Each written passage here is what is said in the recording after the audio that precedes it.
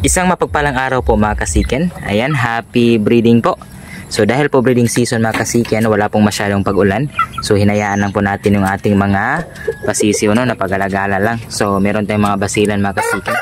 Ito namang mga blues mga kasiken ay cross po ito sa asil, no? So basilan asil po sila. Ayan, so nasa 50 days old na po sila. At yung pong mga malalaki, ayan, malapit na po silang mag 2 months old mga kasiken. Dito rin ang kauna-unahan po ang offspring ni Bart. Nasa week old na po sila. Ayan, nandito lang po sila sa labas, no? Pag-alagala mga kasiken. Ayan. So sa gabi mga kasiken, sa gilid lang po sila ng bahay natutulog. So safe lang din naman sila. May isa doon na paika-ika maglakad mga kasiken, no? Inborn po yun. Nasugatan po yung kanyang paa. Ayan. So dito rin mga kasiken, meron tayong isa dito, yung ating hini, asil hini. Ayan, so yung mga ipod niya ay nakakulay green, verde mga kasiken, kaya hindi natin siya sinali sa patukan natin.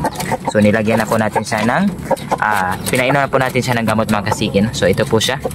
Ayan ang ating asil hini.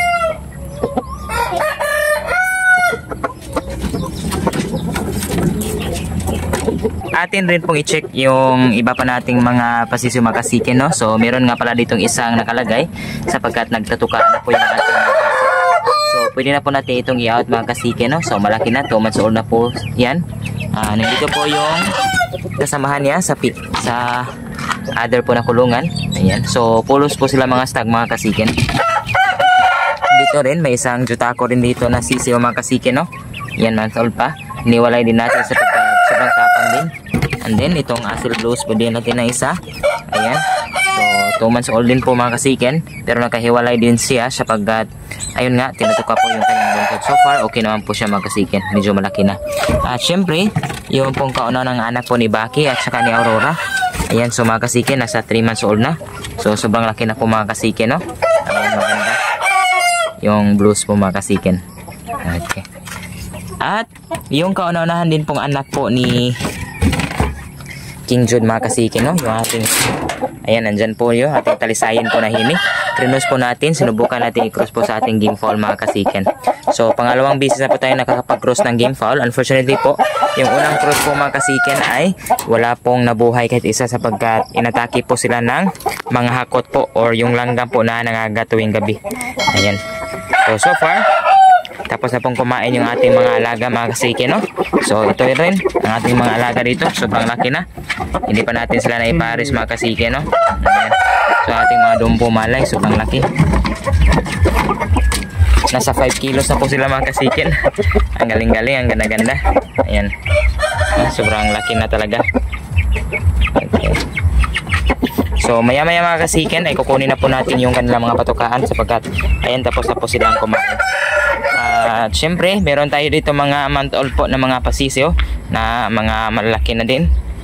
So ready for out na rin po sila mga kasiken at naka-wet feed na rin po sila. Ayan, nasa 10 piraso po sila, no?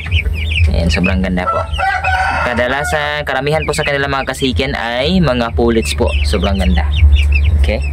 At dito, ang ating jutako Demeter na krinos po natin kay Khalifa, yung doon po natin. Ayan po ang ating jutako mga kasiken, no? Ayan, so nandito na sa loob at naglimlim na po siya mga kasiken. Ayan. Okay.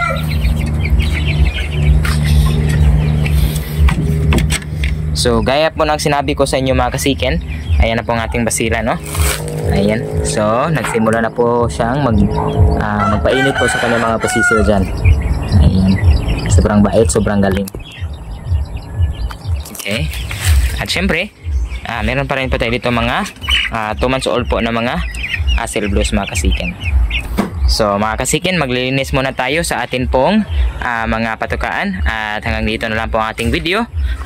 Salamat po sa panonood at see you po sa sunod na aming mga upload. God bless po.